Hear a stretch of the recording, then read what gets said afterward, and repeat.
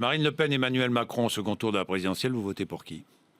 Mais ce cas de figure ne se produira pas, Non, monsieur mais d'accord, Bourdin. ça c'est une réponse non. facile. Mais non, c'est pas facile, c'est ce que je pense J'ai profondément vu et c'est Gérard ce Longuet pourquoi je nous me dire, bats. moi je voterai Emmanuel Macron sans souci. Mais moi, je voterai Fillon, parce que c'est Non, mais François d'accord, Fillon qui oui, sera enfin, au deuxième tour, s'il ne l'est monsieur pas, Bourdin. s'il n'est pas au Monsieur second Bourdin, tour, vous ne me ferez pas rentrer Vous dans êtes ce scénario fiscal. extraordinaire.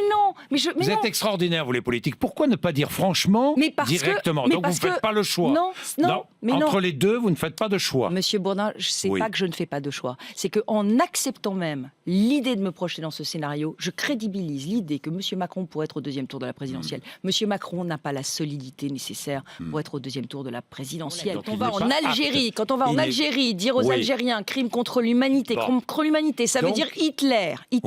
Et qu'on compare Jules Ferry à Hitler. Quand ensuite on va à Toulon, dans le Var, et qu'on dit ah bah finalement la colonisation c'était bien. Quand on dit à chacun ce qu'il a envie d'entendre, on n'est pas apte à résister à Donald Trump. Il n'est pas apte. Et on n'est pas apte à résister à être président de la République.